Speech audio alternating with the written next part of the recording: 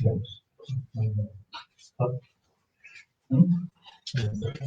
You can start. Mr. Enios, can you start?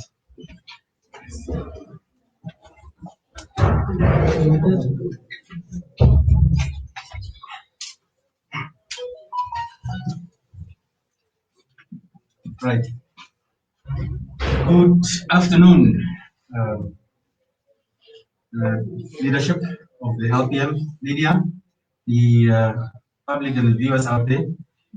Today is the 6th of May, and as it was anticipated, the court pronounced itself this morning regarding the case that was actually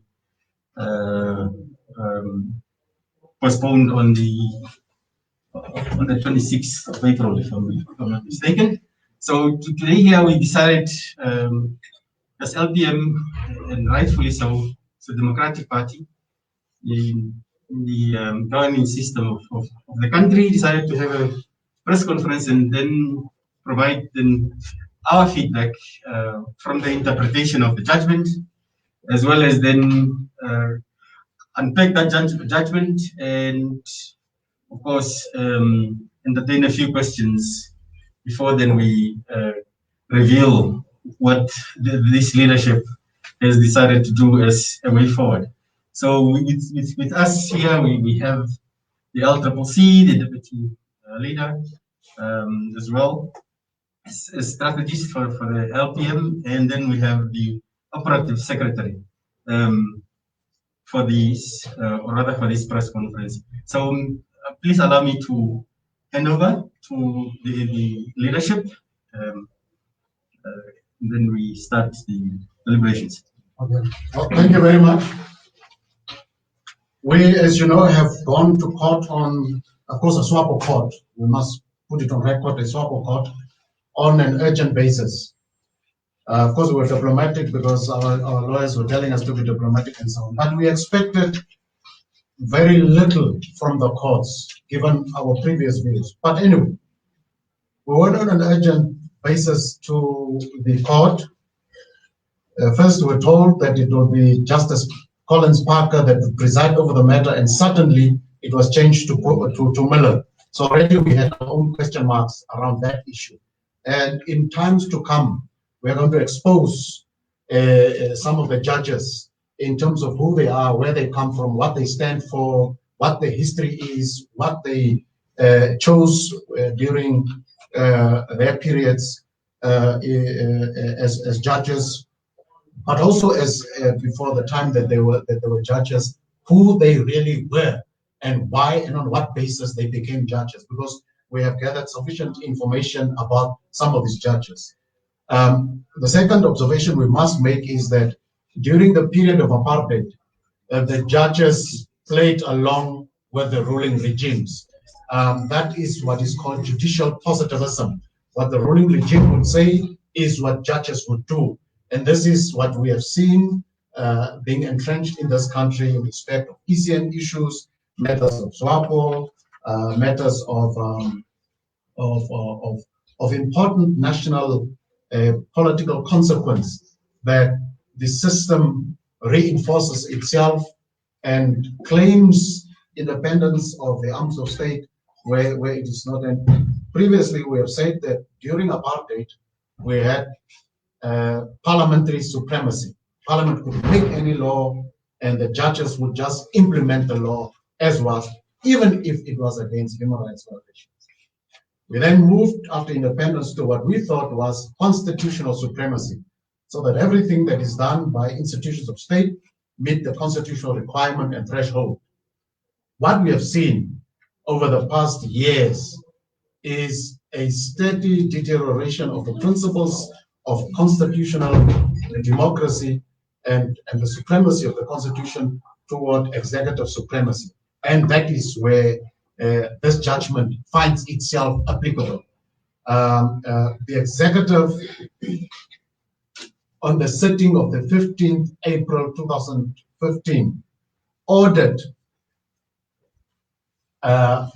its security goons to evict illegally members of parliament who were at their workstation representing a separate arm of state during a period where the head of state, in terms of constitution, had to account for the actions of his government and report on the policies of his government.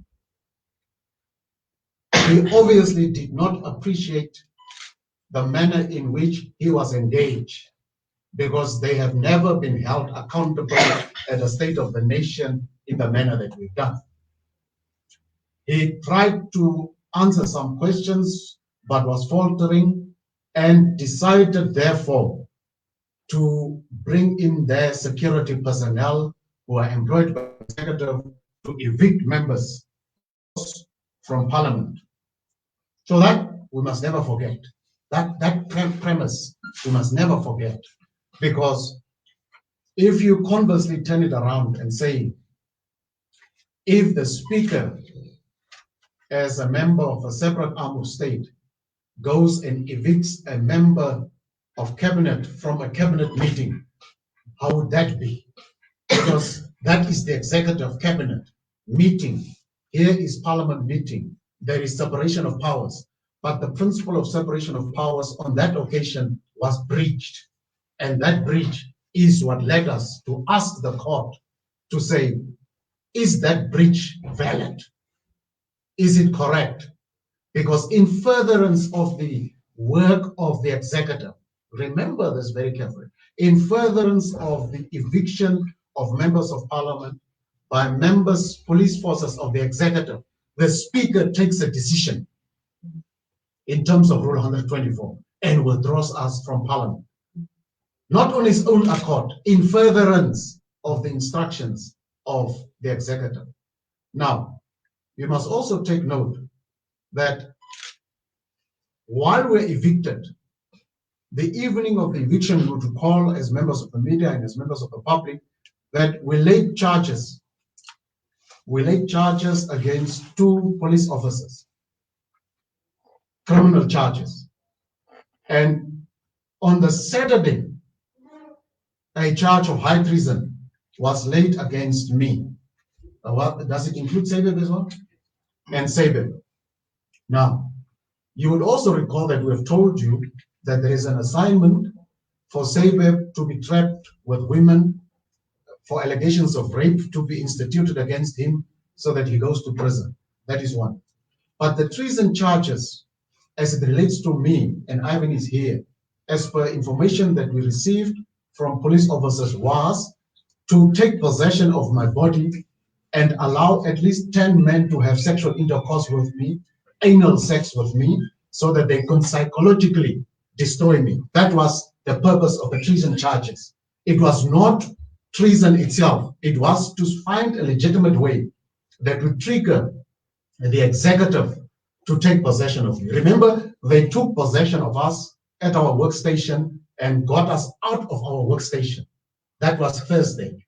The Saturday, they initiated a process through which the executive can further take hold of our bodies, and in my instance, have anal sex with me, with at least 10 men, record it, and then distribute it so that my children and other people could see how I am being mutilated. That is the organic approach in respect of the treason charges. That is why, normally, when treason charges are laid against you, an immediate arrest should be triggered on the basis that you want to overthrow a democratic order.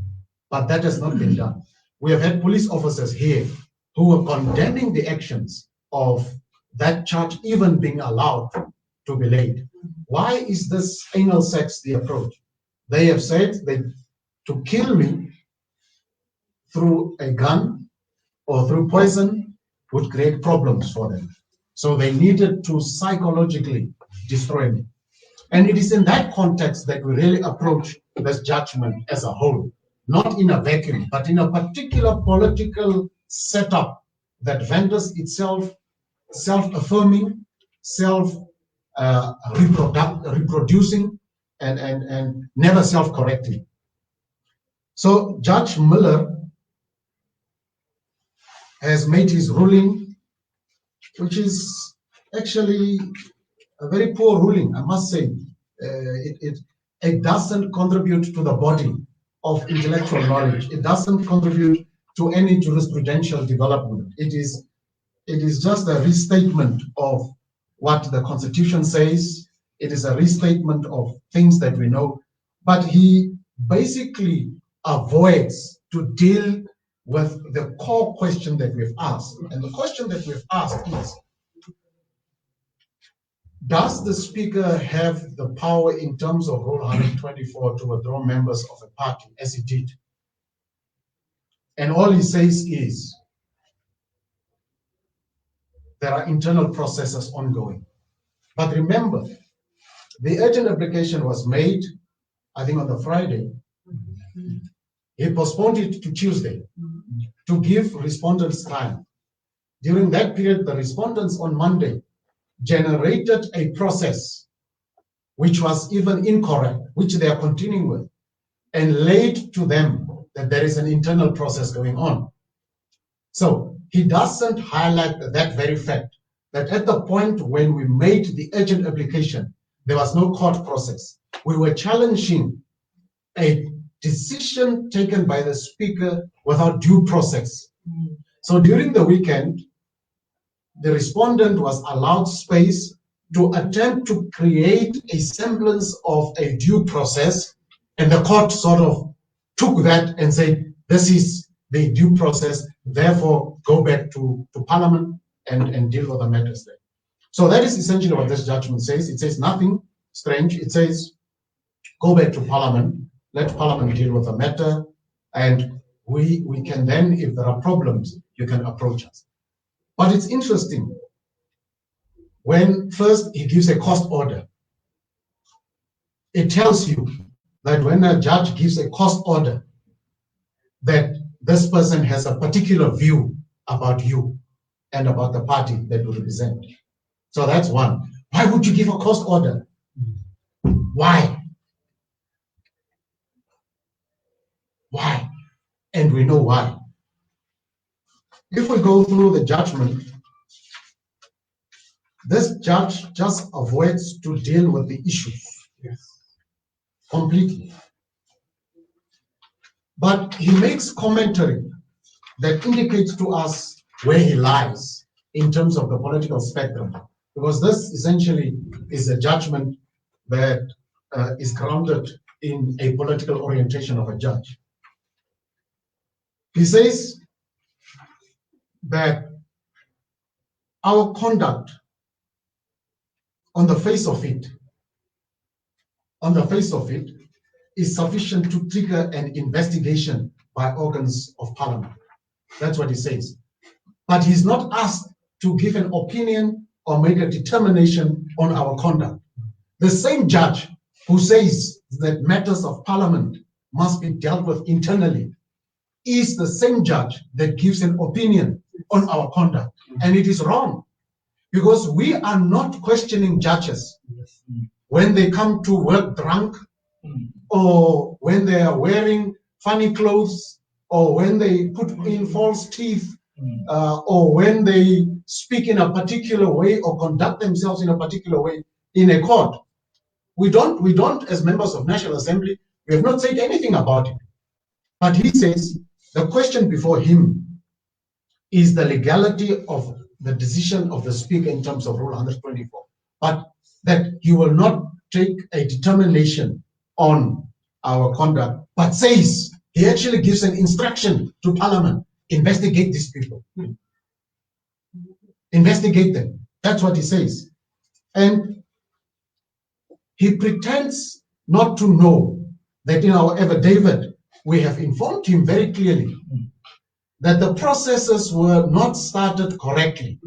And had the processes been started correctly, we would never have been at court. The decision that the Speaker took was not a decision of process. There was a decision he took, and we argued in our affidavit that if there is a process ongoing, it is correct, the court should not interfere until a decision is taken. But in the instance of the Speaker having taken a decision in terms of Rule 124, there was a decision that had a consequence that withdrew us from Parliament. In that instance, the court has to rule on the legality of it. He never did anything of that sort. He stayed away from it. Now, he then goes on and says that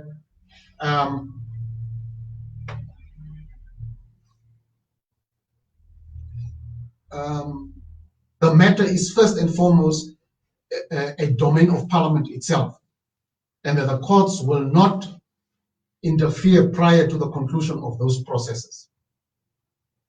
So that's what he says. But the same person who says that the matter is first and foremost a domain of Parliament has an opinion about how Parliament conducts its business in relation to the two of us who are the applicants.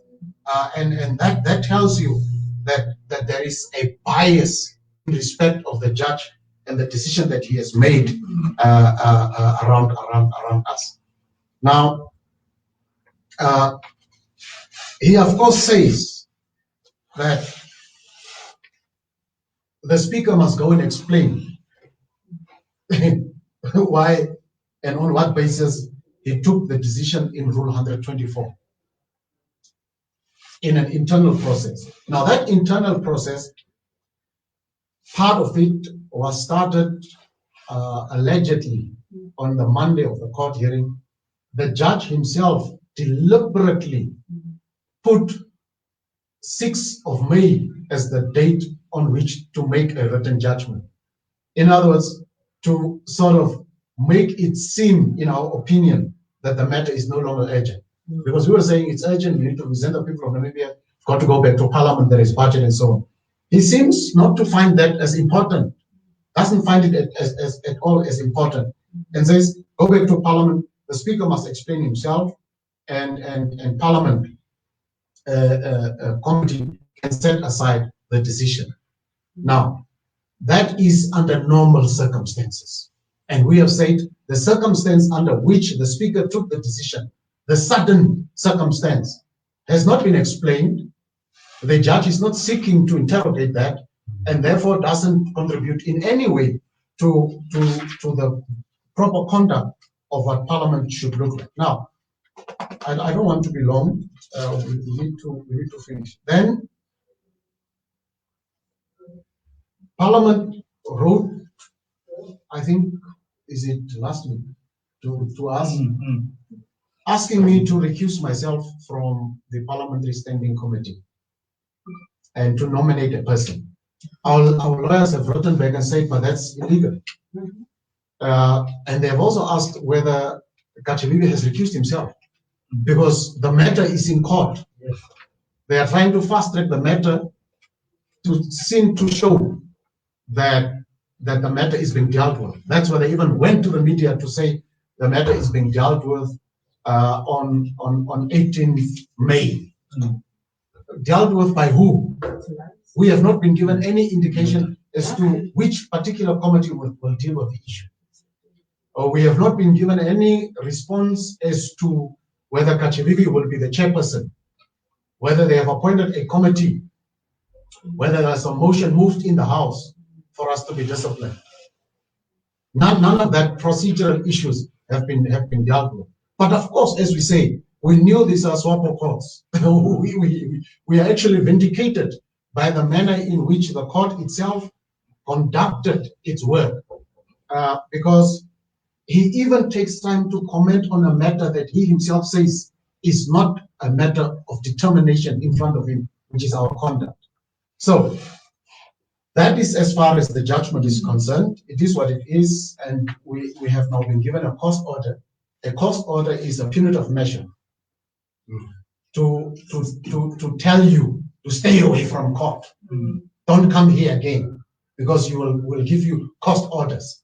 So that is sort of the ideological and political alliance that we find within the executive and the judicial arm of state, and the judiciary now giving the Swartbooi-dominated Parliament a knife to try and cut us with a knife. But they also overlook. He quotes the question of dignity that Parliament must have and Parliament members must have. And I'm happy that he quotes Article 60, 1A and B. And 1A says, members of National Assembly shall maintain the dignity and the image of the National Assembly, both during sittings of the National Assembly, as well as in the acts and activities outside the National Assembly. So that's one, that's fine, that's not a problem. We also know that judges must maintain that dignity, and some of them, we know what they are doing. But it quotes B, which says, all members of the National Assembly shall regard themselves as servants of the people of Namibia and desist from any conduct by which they seek to improperly enrich themselves or alienate themselves from the people. We have made allegations in public against the Prime Minister on the question of land.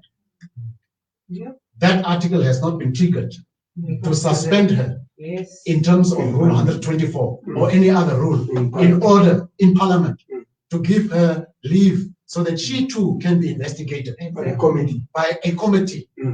Why is that? Till further, or for the time being, why is the Prime Minister, who's a member of Parliament, who has enriched herself in terms of the allegations that we have labeled, and which Kali subsequently tried to explain, why has she also not been suspended for the time being so that she too can be subjected to the processes and show that our allegations are false, which is fine, or they are correct, which is fine, and that therefore action should be taken against her.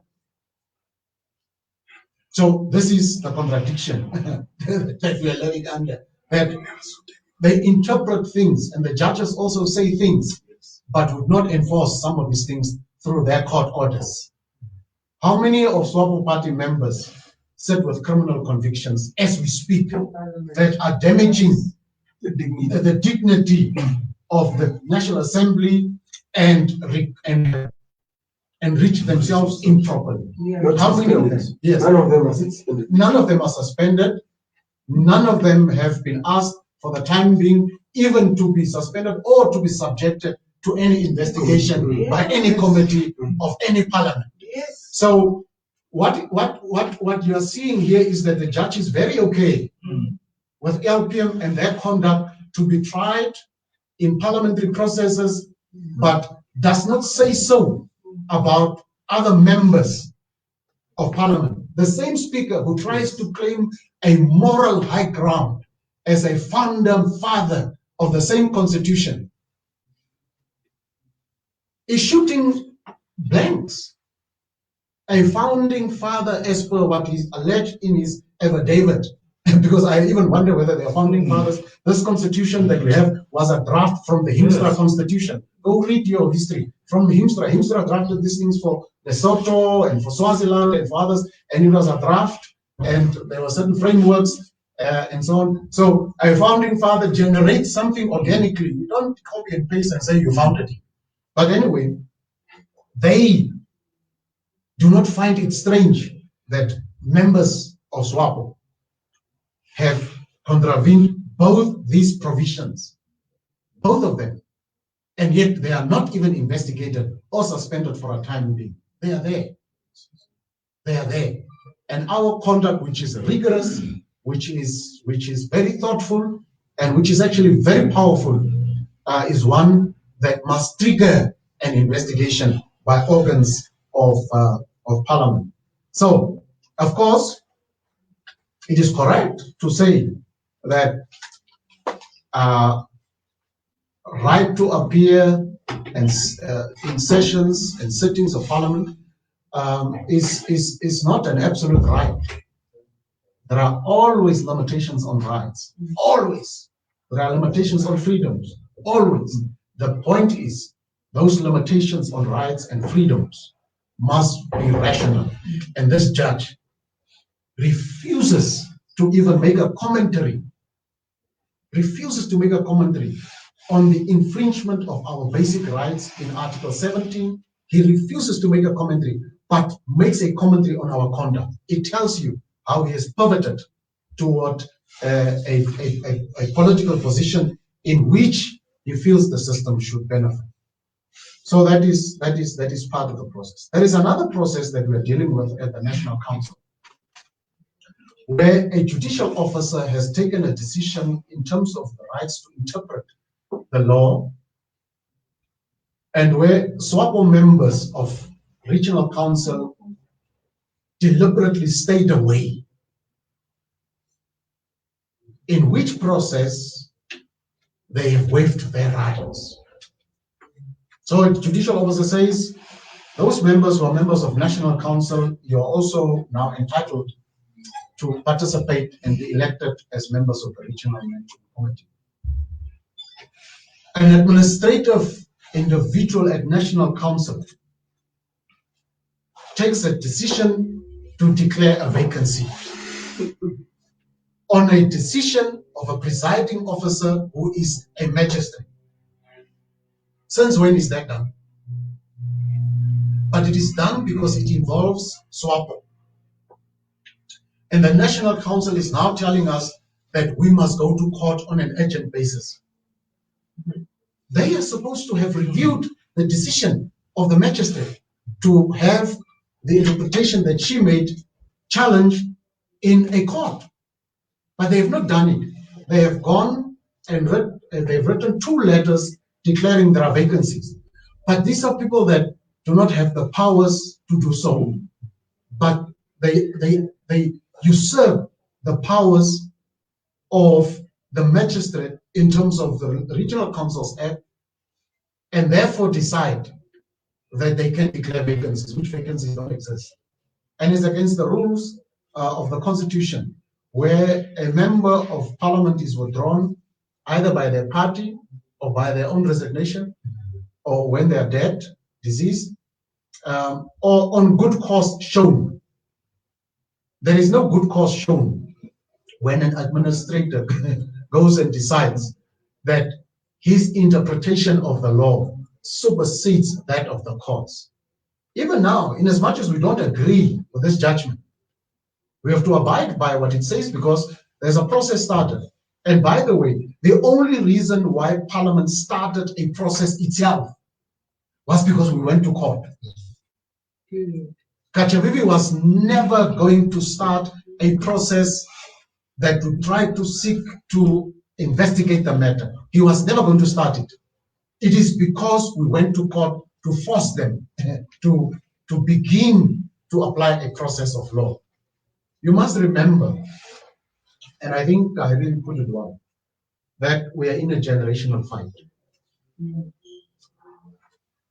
This fight requires strength of character, and it requires diligent and careful reading of laws and procedures and processes, but also a careful investigation and a careful analysis of those individuals that are deployed in various components and structures of the state. We have to carefully look at the judiciary, and we are on record that this judiciary serves SWAPO and its decisions. We have to look at the National Assembly. The National Assembly, again, serves the executive. Budgets come year after year. Not a single amendment is made to the budget. Not a single genuine input can be made to the budget. As it comes, so it is passed. And so the National Council does the same thing. We are offering, as a generation that wants to prevent and is tasked with that historic responsibility to prevent our country from plunging into the chaos that other African countries plunged, we are required to be strong, to be vigilant, to be tactical, to be smart, but to be powerful. This judgment, strange as it may sound, actually reinforces what we have been standing for. That will be rigorous in debating, that will be vigilant in articulating the issues, who will even sharpen the debate publicly and in Parliament and wherever, even more. And Muller can scream and scream and scream, but we will sharpen the debate. We will articulate it very fast so that they understand that this document is the guiding principle. Yes. They can try to generate charges as much as they want, but the system within itself is also starting to crack. And so we are calling on our members to remain strong, to remain vigilant. We are not affected by this judgment.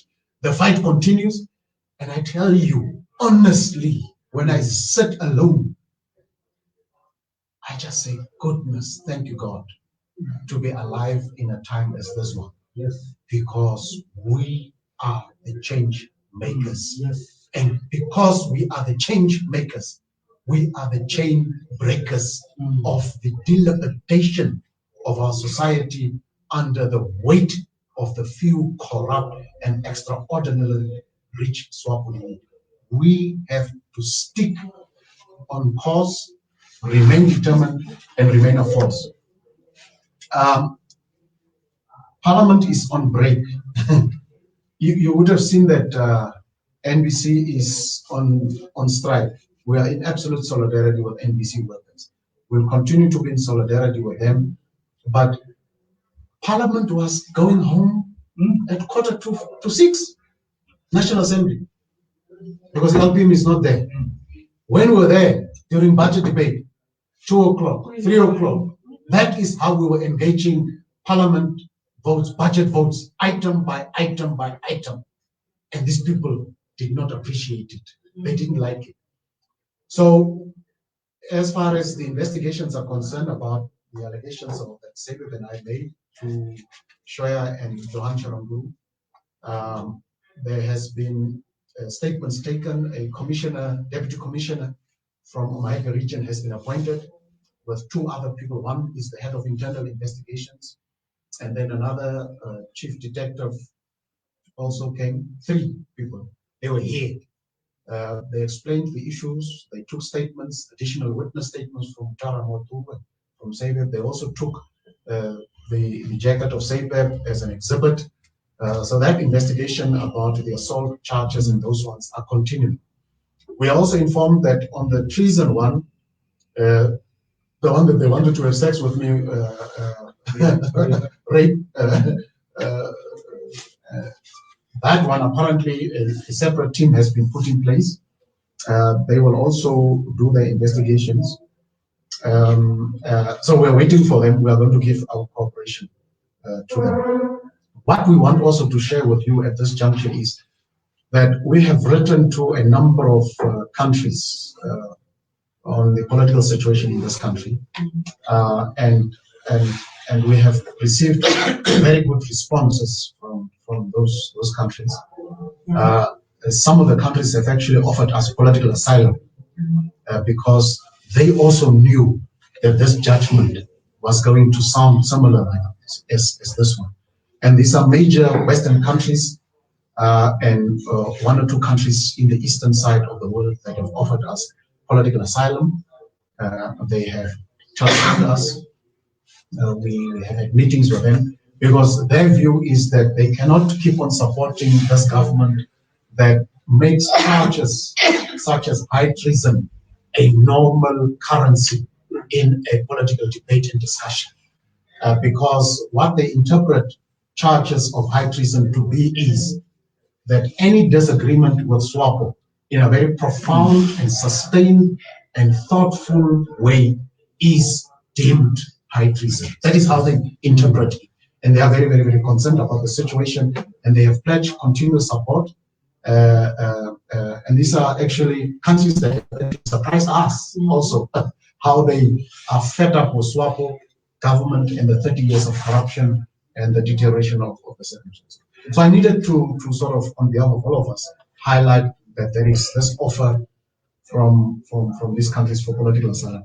When we look at this, the situation, and we'll make a decision on some of those issues. In the meantime, our security situation remains fragile. We have also reported to the detective, the deputy commissioner, who is in charge of the investigation of assault that we have made, that we are being followed around, myself, Sebeb, as well as this office is being patrolled on a regular basis. Sometimes we are followed around by special reserve forces that are in minivans. They literally follow us around in our cars and in full gear. They do it almost on a daily basis, during morning hours as well as in the evening hours. They have, of course, asked us to take pictures. What we have said, and of course, we must, despite our disagreements with the Inspector General Daitunga, we must actually commend him that he has been very responsive. But we have said that we find the failure of the Inspector General of NAMPOL very glaringly obvious, that while a head of security of a president has forcefully removed together with other goons, according to one of the old lawyers, Metcalf, that the Inspector General and the police leadership have not deemed it appropriate to provide us with security. They have not deemed it necessary. They want us to write letters. But when Gengob's bodyguard went and laid a charge, they took it as if it's something of material importance. So there was a strategy behind all of these things. And we have said that we are not going to apply for security detail. The Inspector General is grown enough. He knows African politics well enough to recognize that LPM is the only legitimate political, ideological, and intellectual threat to swap. In fact, intellectual, they are not even. Their level is at the head, is at nothing. Yeah, it's nothing. They are at the level of what you call it, a chicken. They are at the level of a chicken. Even a chicken is smart not to kick off all its eggs. Of course, there are others that were brought into Parliament that were clapping now their hands. Those ones will expose some of their relationships and how the processes of romantic proximity allowed them to excel to Parliament. Some of those little girls, some of them, we know which houses they go to and who they stay with and how they were connected to each other. And we also know that they are giving stress, very bad stress to others who are legitimately in relationships because of their illegitimate interventions and so on. We will not mention them, but they know. They know. She knows who she is.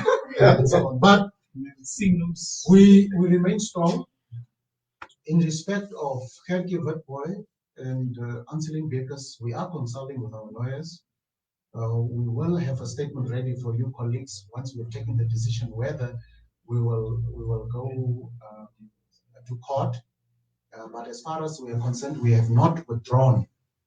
We have not withdrawn, nor have they resigned from Parliament, nor are they dead. There is Gertjie Witbooi, he's alive. Anseling Bekes is here, she's alive. As the party, we have not withdrawn them.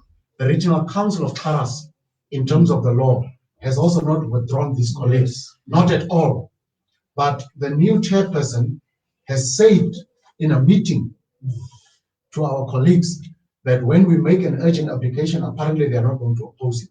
But we know that Sophia Kindergarten Shalingwa is moving around the National Council building. Yesterday they had meetings there. I think our engagement was fruitful. We explained to them the issues, but again, the chairperson of the National Council appears to be quite incompetent. I think he's a rural fella. He doesn't understand things very much. We feel so bad for him that his term of office starts on such a low note that he has written letters through his administrators because he believes that the administration is the National Council. But there was no meeting of the National Council to declare vacancies in respect of the 2 members. But you could see both from the judgment here, as well as what Swartbooi is trying to do, is to try to fight us financially and try to exhaust us financially. But we are also dealing with that matter. We are very sophisticated, and I know they have sleepless nights. Senior members of the military have spoken to us even yesterday, telling us and giving us assurances that they support us. Senior members of the police forces are also telling us that they support us.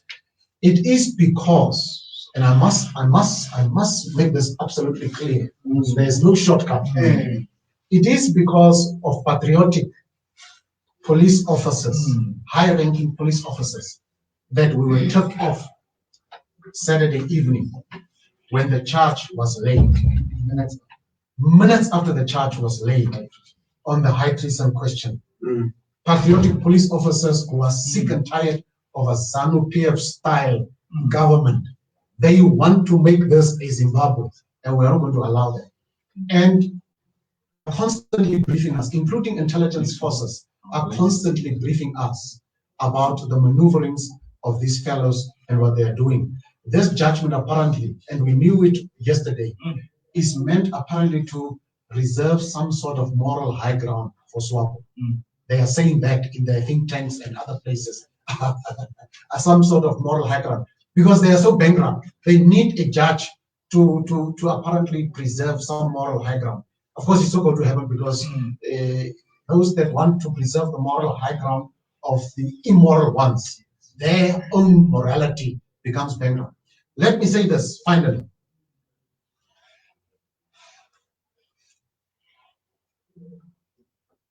We are not afraid for prison because for some reason, from prison, the presidency is nearer. For some reason. For some reason, the judge has a belief or appears to have a belief that we are a violent movement, which tries to reinforce, in our view, the charges, as I said before, of high treason.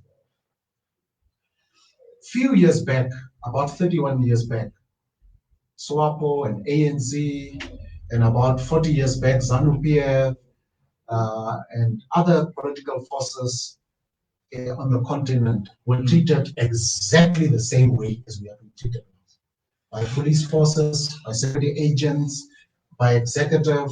Some people went to Robben Island, others were killed. Brendan Zimbabwe then disappeared mysteriously.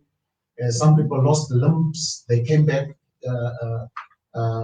psychologically devastated and so on. As far as we are concerned, we are entering uniquely a space of a genuine liberation movement. Yes. That's the space we're entering. When the judges start to try to preserve, will be no Scots. Yes, there is that beautiful space that we're entering. And it's glamorous to stand up for your country and stand up for your society and stand up for your values and for what you believe in. It's glamorous. Never easy, but glamorous, because history remembers legends that were on the right side of history.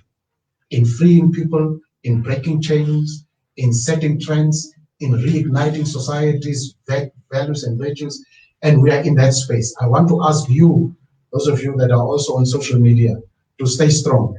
We are entering dangerous territories, yes, of a regime that has collapsed, that is hanging on a string as thin as a thread, and it is going to, at any time soon, in the next 2-3 years, experience a fundamental collapse. So stand strong, rally with us. We are still strong. We are not intimidated. We are not deterred. Our determination has just gone up by 1,000%, and you will see us doing what we do for justice, for righteousness, and for peace, prosperity of all of us together. These guys are falling apart. The octogenarians have nothing to tell us. They have nothing to sell. Even the judge himself is an octogenarian, and we are not afraid of them all. Don't be scared, don't be deterred, and don't retreat. Let's stand together and move forward. On that note, we are not going to take questions. We end our press statement. Thank you very much.